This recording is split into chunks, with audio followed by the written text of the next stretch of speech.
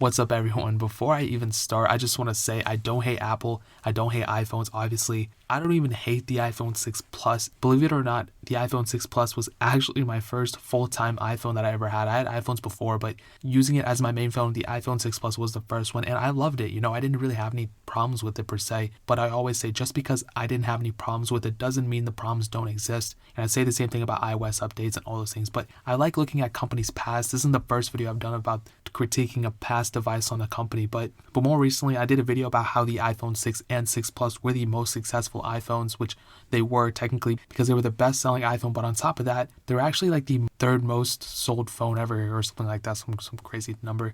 But even though they were the most successful in all these things, I even stated in that video, I don't think they were really that amazing of phones, and especially coming from an iPhone 5S, I don't think it was that big of an upgrade. But I talked about the 6 and 6 Plus, and I grouped them together, and now when they run those sales numbers and everything, they usually group those phones together, the 6 and 6 Plus. So what I want to do now is focus more on the iPhone 6 Plus and why I would give it the title the most victorious failure by Apple in my opinion. And in my opinion, the reason I think the iPhone 6 Plus was very, very successful, this and the iPhone 6, was because in 2014, there were pretty much, a lot of phones were becoming bigger, and Apple still at the time had 4-inch smartphones, which weren't extremely small, like now they are pretty small, but at the time, Apple was being criticized a lot for not taking a leap and expanding their size of their phones, and eventually Apple, the marketing team, everybody got together, they made the phones bigger, they made the 4.7-inch model and this 5.5-inch model for the 6 Plus and 6 respectively. And the reason these phones sold so much was because the market demanded a bigger iPhone, and thus the iPhone 6 Plus was born, and from there Apple marketed the heck out of it. They pushed it everywhere. They tried to make it into all these different commercials and made all these comparisons and said it was the best thing ever and this and that. And at the time, I think maybe it was, okay? It definitely had a run, and pretty much what they said was it was the new design, a bigger screen on both models, a faster processor, which it kind of is, it kind of isn't. At the time, I think it was much more faster than what it is now, and just overall a better phone, and people bought it. Now, the thing is that the iPhone 6, I think, probably sold more units than the iPhone 6 Plus, but right now, they really haven't broken down both those numbers. Like I said, they always group them together. But the thing is, like I said, we have to separate the two. I'll tell you that the iPhone 6 also had a lot of problems. I wouldn't necessarily call that a complete failure. I'm not even calling the iPhone 6 Plus a complete failure, but in terms of both, the iPhone 6 Plus definitely was a worse overall phone than the iPhone 6. So the iPhone 6 Plus came out and everything and everyone loved it, okay? But then obviously Bendgate happened, okay? And if you guys weren't familiar, pretty much the aluminum on the iPhone 6 Plus at the time was just bending super easily. The phone overall was bending over extremely normal usage. So it wasn't like people were throwing it up in the air and bending it and trying to bend it. Obviously people were able to do it, but I don't remember which YouTuber talked about it, but pretty much it was just like daily usage. Just somebody like putting it in their pocket, taking it out repeatedly, and all these minor things over time will cause the phone to bend naturally. Now, a phone should not bend naturally under any normal condition because it's a phone. It should be used in normal conditions, but the problem with the iPhone 6 Plus was that it had a weaker aluminum than the iPhone 5S, and because of the shape of the phone and because it was larger, it was just way more easier to bend. Now the sad thing is that the Apple knew that the body was actually weaker on the iPhone 6 Plus than on previous models. So with that logic, I mean, when I heard about this, and we found that out, I think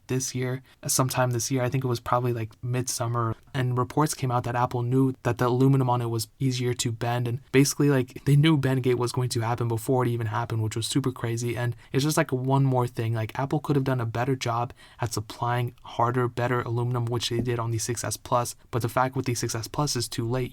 People, tons of millions, potentially millions of people already have the 6 Plus. So how are they going to go out and just take those iPhone 6 Pluses back and just redo them, or like what's the case there, And that's the thing, okay? At the time, the biggest change was the body. The body was the hyped up thing. It's different, the screen, everything, but the body was the weakest aspect of that phone. And how are you going to hype something up? How are you going to market it like crazy? This thing has a bigger body, this thing has a bigger battery, this and that, if the problem within the phone itself is the body, And that's why it speaks to me kind of being more of a problem than it was a solution, because how is a company going to go out there and be like, hey everyone, we have this new product and we completely changed the body, so go ahead and buy this thing because it has a completely different body. But then you go and buy the product and the problems with the phone or with the body, the specific thing you just changed, marketed to people, it's like a crazy thing. And with the whole Bendgate thing, I mean, that's like one aspect of it, but an even bigger problem with that was that it was causing people not only to break their phones, but under certain conditions, you could actually have touch disease happen on your phone too. Now, a lot of people kind of want to separate the two, that Bendgate didn't cause touch diseases problems and everything, but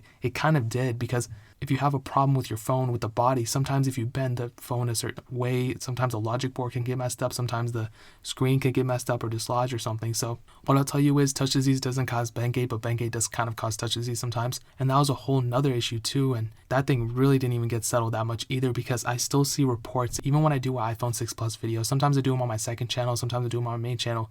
And whenever I do those like still worth it videos, and I did one recently on the late 2018, still people are commenting and being like, oh, my iPhone 6 Plus just last month got touch disease, the screen doesn't work, this, that. It's like crazy. And the impact is still happening, years and years later. So yes, at the time, I don't really blame anybody for having an iPhone 6 Plus. Obviously, they were strategic marketers who were going out there, and I guess nobody really knew outside the company that the metal or the aluminum was actually weaker than what it was. But then Apple was able to market that to people, and people bought it. And that's one aspect. The body is the one aspect that it just still rubs me the wrong way. And I feel kind of sad about it too, because I had this phone for a very long time, at least long for me. I don't keep phones for that often. But when you own a phone like that and you have all these memories with it, I know it sounds so corny, but it's just kind of weird, looking back and being like, man, this phone had these many problems and this thing and that thing. It's just so weird.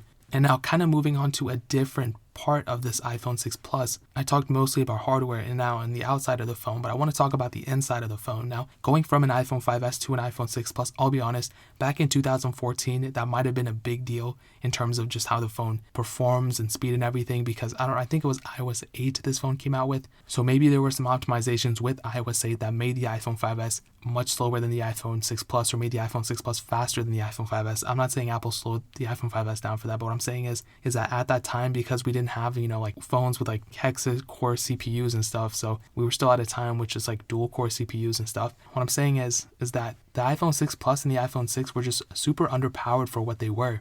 And I'll just say it's pretty slow now. I mean, at that time, it might have not been slow, but now it is. It lacks a lot, and it doesn't fulfill what I personally want to see in an iPhone, which sucks, because I always love recommending older technology and used technology to people. I'm like, man, you don't need to spend like $1,000 or $2,000 on a phone. You can get like a $200 or $300 phone and just keep it for like a year and be good. And I still keep that same philosophy, but when I look back and people are like, should I get an iPhone 6 Plus or another iPhone or this iPhone or that iPhone? Whenever I see a 6 Plus mentioned, I always like cringe a little bit. I'm like, man, you probably stay away from it. Like, you probably should not get it. There's just so many issues with it. And I already ran an analysis not too long ago, and I found that iPhone 6 Plus prices are almost in the used market, or almost the same price as the used iPhone 6s Plus. And I'm like, man, you should just get an iPhone 6s Plus. Even if you spend like $20, $30 more, definitely get a 6s Plus over an iPhone 6 Plus, in my opinion. And I feel like the reason the 6 Plus didn't live up to its full potential, was kind of a failure, was because it didn't have the extra gig of RAM that the iPhone 6s Plus had. Now,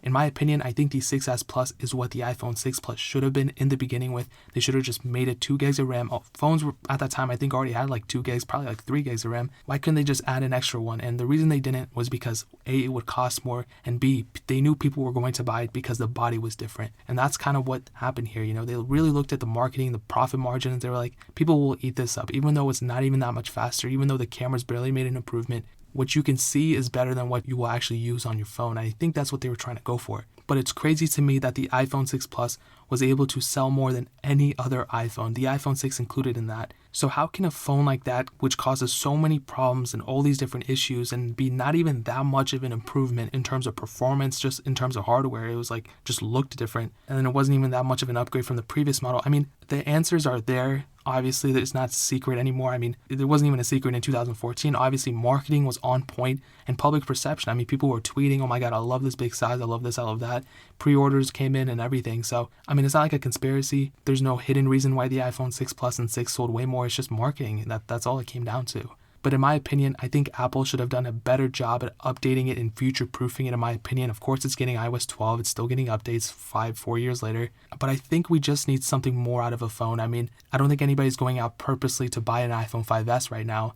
even though that's supported. And I kind of view the iPhone 5S and 6 Plus almost in the same way. I mean, they look completely different. The 6 Plus, in my opinion, looks better. Kind of, I mean, I like a bigger phone. The 5S, I think, is designed better. But just in terms of actually what you see on the screen, what you're getting out of the performance and the speed, I mean, you're not really getting that much out of it. And when you mix that in with the bend gate and the touch disease and the lack of performance and the 1 gig of RAM and just not that many improvements overall, I mean, it's just kind of like, what were people buying into at the time? And like I said, I'm not hating on the iPhone 6 Plus. I'm not hating on the people who bought it. What I'm trying to say is like, I understand why people bought it at the time. They bought it because they didn't know about the issues. They didn't know like there were going to be potential problems. They didn't know it was this much slower. They didn't know it was like only marginally faster than an iPhone 5S, the previous model. So what I'll say is that even though the iPhone 6 Plus sold tons of units and made Apple millions and millions of dollars and everything like that, I just think it lacked a lot. And I still have love for it 100%. It's my first main iPhone that I had as a main phone for a while. But I just think Apple could have done a much, much better job in not only supplying the parts from different places and making sure the parts of the phone were up to par, but also focusing on the insides of the phone and making sure it was, up to par with what it could have been. And I feel like the iPhone 6 Plus is such a weird spot because we saw with the 6S Plus, it was much faster. The 7 Plus was a little bit faster than the 6S Plus. 8 Plus was a little bit faster. And we've gotten incremental updates in terms of speed since then. But the 6 Plus, I think, just lives in that bubble where it's like the really only improvement was the body. And even that wasn't even an improvement because it was able to break much easier than what it was before. So in my opinion, it's kind of like a perplex of a situation. And I think the iPhone 6 Plus was a victorious failure in my opinion. It won a lot, it made a lot of money, but it was kind of a failure in terms of just the lasting impression of it, in my opinion, man. And that is pretty much it. I think I sounded way too smart in this video. I'm not even that educated, I promise. I said some really words like perplexing or whatever, like what the heck, like I don't ever use that word, but yeah, let me know what you guys think. Again, this is my opinion. I'm not right, I'm not wrong. It's just like what I think. I want to know what you guys think though. Like I said, I don't hate the iPhone 6 Plus at all. I love it, and I feel like, when you love something, you can kind of critique it. Definitely hit that like button if you guys enjoyed the video, but please hit that subscribe button. Every single subscriber we get really does count. So it means so much if you guys could hit that. Also, check out the other links down in the description as well. My Twitter, my Instagram, my second channel is also linked down below. I do a lot of iOS comparisons, and I talk a lot about the Plus versions of iPhones, including the iPhone 6 Plus. So if you guys want to check out that channel, links are down below. But more importantly than everything else, I love every single one of you guys. Hopefully I'll catch you guys in the next video. Peace out till then.